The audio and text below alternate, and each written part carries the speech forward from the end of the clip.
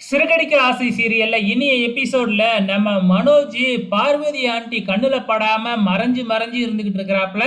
அதுக்கப்புறம் என்ன, மனோஜ் வழக்கம் போல ஜோசியக்காரருக்கு ஃபோன் பண்ண உடனே ஜோசியக்காரர் ஏற்கனவே அங்கே தானே வந்துகிட்டு இருந்தாரு. ஸோ அவர் வந்து இங்கே இருக்கிற கவர்மெண்ட் ஆஃபீஸர், நீங்கள் இப்படி பப்ளிக் பிளேஸ்லலாம் வீடியோ எடுக்கக்கூடாது அப்படின்னு மிரட்ட ஆரம்பிக்கிறாப்ல. அதுக்கப்புறம் என்ன, பார்வதி ஆண்டியும் சிவன் அங்கிளும் அங்கேருந்து கிளம்பிடுறாங்க.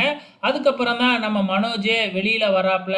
எப்படியோ பார்வதி ஆண்டி கிட்ட இருந்து நம்ம மனோஜ் தப்பிச்சிட்டாப்ல. அதுக்கப்புறம் என்ன, நம்ம விஜயாவை தான் காமிக்கிறாங்க. விஜயாவும் ஸ்ருதியும் பேசிக்கிட்டு இருக்கிறாங்க. அந்த நேரம் பார்த்து நம்ம முத்து அங்கே வராப்ல. மீனாவை டிஸ்சார்ஜ் பண்ணி வீட்டுக்கு கூட்டிக்கிட்டு வராங்க. மனோஜும் பின்னாடியே வந்துடுறாப்ல. அப்போ நம்ம முத்து ஒரு விஷயத்த விஜயா கிட்ட சொல்கிறாப்ல. ஃபஸ்ட்டு விஜயா கிட்ட சொல்ல சொல்ல சொல்ல முயற்சி பண்ணல. மனோஜை தான் தனியாக கூட்டிகிட்டு போய் சொல்லலாம் அப்படின்னு முயற்சி பண்ணுறாப்புல. ஆனால் மனோஜ் இருந்துக்கிட்டு எதாக இருந்தாலும் இங்கேயே சொல்லுன உடனே, சரிடா நான் எல்லாத்துக்கு மத்தியிலையும் சொல்கிறேன், நீ பதறாத அப்படின்னு சொல்லிட்டு, இந்த மாதிரி நான் மீனாவை ஹாஸ்பிட்டலில் சேர்த்துருந்தேன்ல, அதே ஹாஸ்பிட்டலில் தான் இந்த ரோகிணியும் செக்கப்புக்காக வந்திருக்கு. அங்கே வந்து பார்த்தீங்கன்னா குழந்தைக்கு அப்பா மனோஜ் அப்படின்னு தான் வந்து பேர் கொடுத்துருக்கு. அப்படி பேர் கொடுத்தா என்ன ஆகும் தெரியுமா? கடைசியில் குழந்தை பிறந்தா அந்த பர்த் சர்டிஃபிகேட்டில் மனோஜ் தான் அப்பான்னு வந்து பார்த்தீங்கன்னா ஒரு சர்டிஃபிகேட்டே வந்துடும், அஃபீஷியலாக வந்துடும், கவர்மெண்ட் சர்டிஃபிகேட்டோட. அதுக்கப்புறம் எதுவுமே பண்ண முடியாது, மனோஜ் தான் அந்த குழந்தைக்கு அப்பாவாக இருக்க முடியும் அப்படின்னு சொன்னது தான் விஜயா பதட்டப்பட ஆரம்பிச்சிடுறாங்க.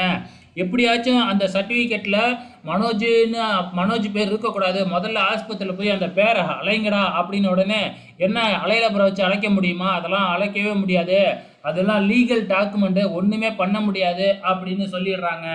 இப்போதான் நம்ம விஜயா புத்திசாலித்தனமாக யோசித்து ஒரு காமெடி பண்ணுறாங்க. அங்கே தானே அழைக்க முடியாது, பேசாமல் உன் பேர் மனோஜிலேருந்து வேற பேராக மாற்றிடலாம் அப்படின்னு பிளானை போடுது.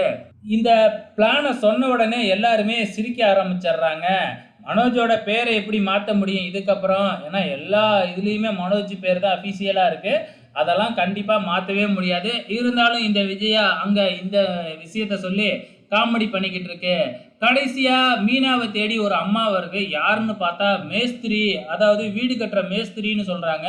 என்னது நீ மேஸ்திரியா? ஆம்பளைங்க தானே மேஸ்திரியா இருப்பாங்க அப்படின்னு விஜயா பேசிக்கிட்டு இருக்கும் பொழுதே நம்ம மீனா வந்து வாங்கக்கா வாங்க அப்படின்னு சொல்லி, அதுக்கப்புறம் தான் தெரியுது மேலே ஒரு ரூம் கட்டணும் அப்படின்னு சொல்லிக்கிட்டு இருந்தாங்க இல்லையா? ஸோ அதுக்காக தான் வந்து பார்த்தீங்கன்னா இப்போ இவங்களை வர வச்சு மேலே ரூம் கட்டுறதுக்காக ரெடி பண்ண போகிறாங்களாட்டுக்கு.